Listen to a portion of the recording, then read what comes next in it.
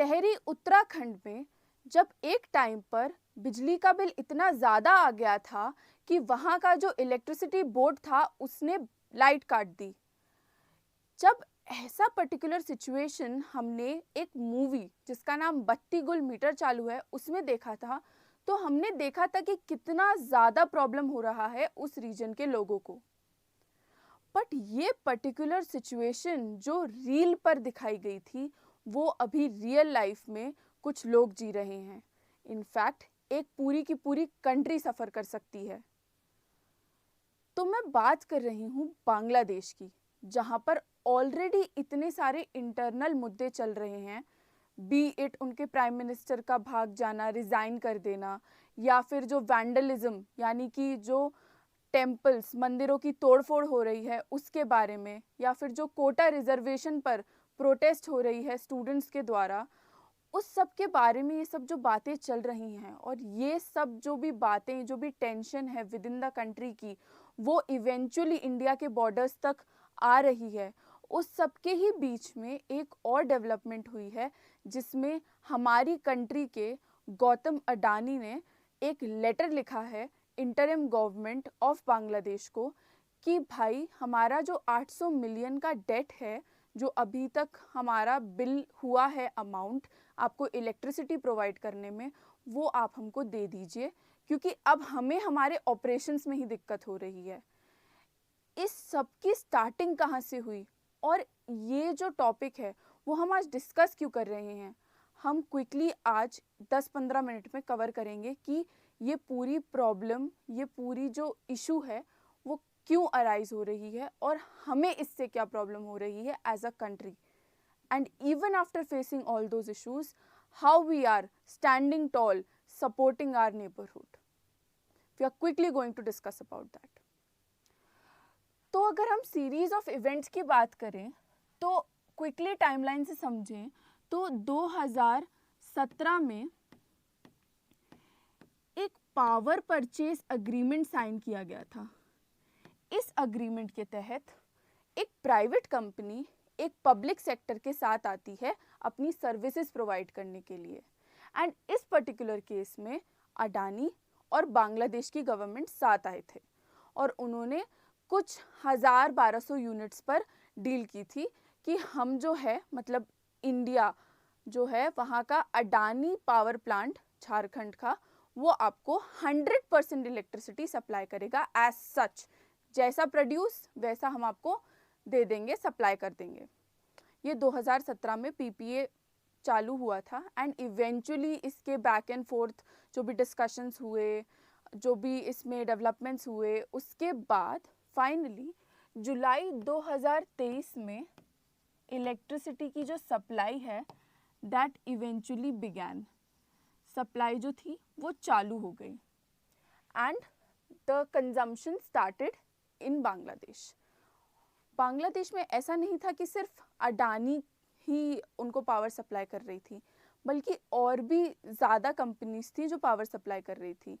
अभी जो issue raise हुआ है वो अडानी की तरफ से हुआ है, क्योंकि हमारी कंट्री में अडानी के पावर प्लांट्स को ऑपरेशनल लेवल पर प्रॉब्लम आ रही है। सोचिए आप कि जो डेट अमाउंट था वो इतना बड़ा हो गया, उसके बाद भी गौतम अडानी सेड कि कोई बात नहीं, हम नेबरहुड कंट्रीज़ हैं, हम एक दूसरे का at the time of crisis support नहीं करेंगे तो कौन करेगा। इसीलिए ही मेड श्योर कि ठीक है, आपका जो भी टेंशन चल रहा है, we understand that, we stand in support with it. ज़्यादा कुछ नहीं कर सकते तो हम जो लीस्ट कर सकते हैं, that is to say light provide करना, वो हम आपको कंटिन्यू रखेंगे। तो that was our stance on this particular notion. ऐसा हुआ कि चलिए ठीक है, आप देख लीजिए, आप हमारा अमाउंट जो है वो रिलीज़ कर दीजिए, लेकिन तब तक हम आपके ऊपर कोई स्टेप्स एक्शन नहीं ले रहे हैं। एंड इसके जवाब में इंटरिम गवर्नमेंट ने क्या किया, इंटरिम गवर्नमेंट ने स्क्रूटिनाइज कर दिया, स्क्रूटिनी बिठा दी। स्क्रूटिनी मतलब क्या होता है, स्क्रूटिनी मतलब जांच बिठा दी। ये जो कॉन्ट्रैक्ट साइन हुआ है उस पे जांच बिठा दी, कहते हुए कि शेख हसीना ने इस पर्टिकुलर कॉन्ट्रैक्ट, ये पर्टिकुलर डील साइन की है, वो इसमें इन्वॉल्व थी, तो देयर आर चांसेस कि करप्शन हो, देयर आर चांसेस कि ये जो डील है वो डायरेक्टली हेल्प कर रही हो शेख हसीना को फंडिंग वगैरह के एस्पेक्ट में. As a country it's okay to be paranoid about all of this, कि ठीक है इतना बड़ा बैकलैश अगर कंट्री में आया है तो जांच पड़ताल करना ठीक है, लेकिन अगर नेबरहुड से आपको हेल्प मिल रही है एट योर क्राइसिस टाइम्स, इतना आप ज़्यादा परेशान हो, तो भी आप हर चीज़ पे अगर कॉल आउट करते हो, तो आई एम सॉरी टू से बट जो नेबरहुड रिलेशंस हैं उन पे सीधा सीधा सवाल उठता है. क्योंकि ये पॉइंट उठता ही नहीं अगर अडानी को लॉस नहीं हो रहा होता, ऑपरेशनल लेवल पर दिक्कत नहीं आ रही होती. Because at this point it is very important to understand कि जो प्राइवेट प्लेयर्स होते हैं उनका जो सबसे पहला मुद्दा होता है या वो जिस चीज़ पे फंक्शन करते हैं वो डायरेक्टली एक ही चीज़ है, विच इज़ प्रॉफिट्स. उन्होंने किसी का लोड नहीं ले रखा है कि उनको कोई भी सोशल सर्विस करनी है. बट इस पर्टिकुलर केस में फिर भी Gautam Adani is being generous कि he is not stopping the supply of electricity to the country. But then this is what we are facing and at the same time और भी ज़्यादा बैकलैशेस आ रहे हैं, सिर्फ इलेक्ट्रिसिटी के एस्पेक्ट में नहीं. अगर आप न्यूज़ खोल के देखें तो हमें एज अ नेबरहुड कंट्री ही कॉल आउट किया जा रहा है, क्योंकि मेजर जो लोग यहाँ पे अफेक्टेड हैं बांग्लादेश में वो हैं हमारे माइनॉरिटी हिंदूज. सबसे ज़्यादा इम्पैक्ट इन्हीं लोगों पर है, सबसे ज़्यादा जो परेशानियाँ कॉज हो रही हैं वो इन्हीं लोगों को हो रही हैं, क्योंकि इनका जो नंबर है वो बहुत ही कम है, जिसकी वजह से सुनवाई कम है. सुनवाई तो छोड़ दीजिए, ह्यूमन राइट्स वायलेशन भी बहुत तगड़ा है. But that is not the case here. The case here is about this electricity surcharge, जो भी इतना ज़्यादा डेट हमने एक कंट्री को दे दिया है. इट्स ऑल अबाउट इट कि हम कितना आगे बढ़ चढ़कर इतना कोलैबोरेटिवली सपोर्ट कर रहे हैं, कोऑपरेट कर रहे हैं, and still things aren't happening. To quickly understand this entire case मैंने एक टाइमलाइन बनाई है जिसके वाया हम समझ सकते हैं कि कैसे कैसे एडवांसमेंट्स हुए, क्योंकि at the end of the day हमें एज अ कंट्री भी खुद की इकोनॉमिक्स का भी ध्यान रखना है. Because again we are a developing country and we need to be sure of it कि हमें कोई डिसएडवांटेज या हमें कोई लॉस नहीं होना चाहिए while helping others. We do operate on the lines of कि हमको सबके साथ कोऑपरेट करके आगे बढ़ना है, बट इन द वे कि हमें लॉस हो is something that we don't promote. तो टाइमलाइन को अगर क्विकली समझें तो 2017 में ये अग्रीमेंट साइन हुआ था जिसका नाम पावर परचेस अग्रीमेंट था. पावर परचेस अग्रीमेंट के साइन होने के बाद जुलाई 2023 में जैसा कि मैंने मेंशन किया, जो पावर सप्लाई थी वो स्टार्ट हो गई थी. फिर 5 अगस्त को क्या हुआ, Sheikh Hasina fled, she resigned. तो उसकी वजह से बहुत ज़्यादा इम्बैलेंस हो गया गवर्नमेंट में.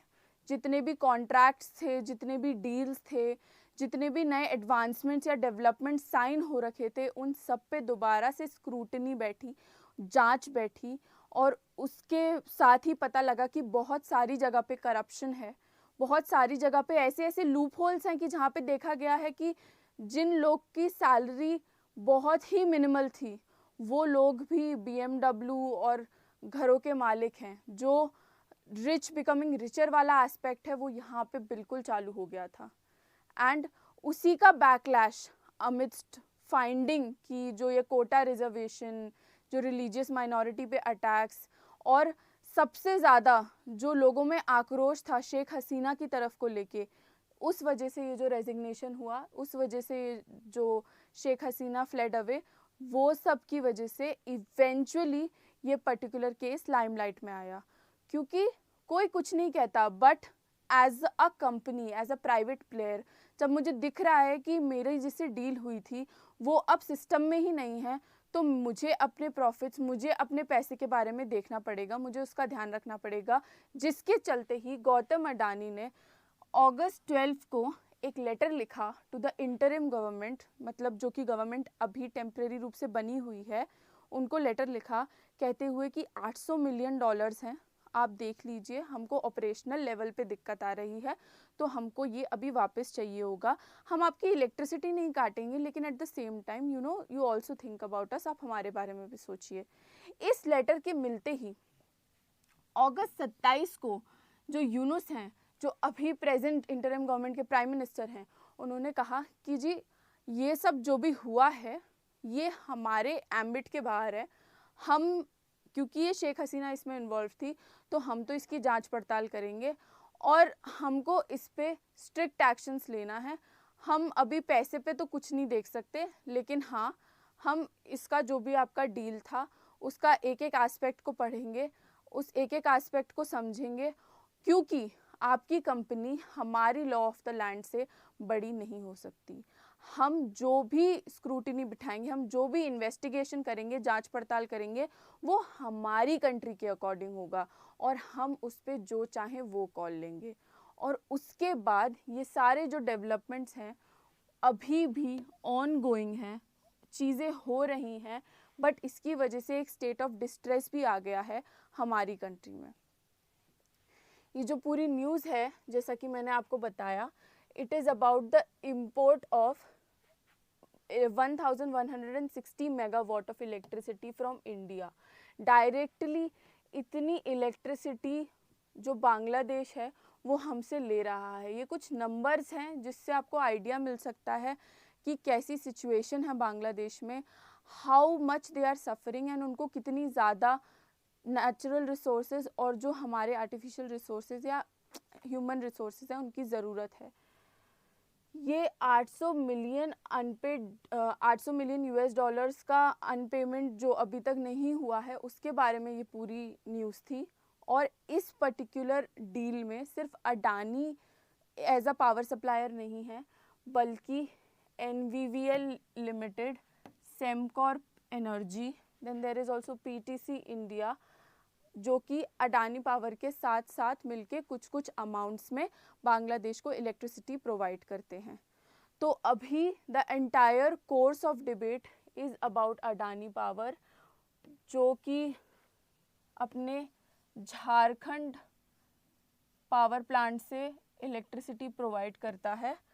बट कोई दो राय नहीं है या कोई इस बात में शक नहीं है कि ये जो भी प्रॉब्लम अभी अडानी को हो रही है वो बाकी की कंपनीज को भी हो, जिसकी वजह से this becomes very important to know, to address all at the same time, क्योंकि पूरे के पूरे टर्म्स ऑफ अग्रीमेंट ही स्क्रूटनाइज किए जा रहे हैं by the present interim government.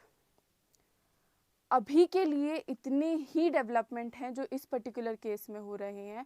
What ever would be the outcome, we the team of current affairs decoded will make sure कि हम वो आप तक लेकर आएँ एंड आपको उससे अवेयर करवाएं।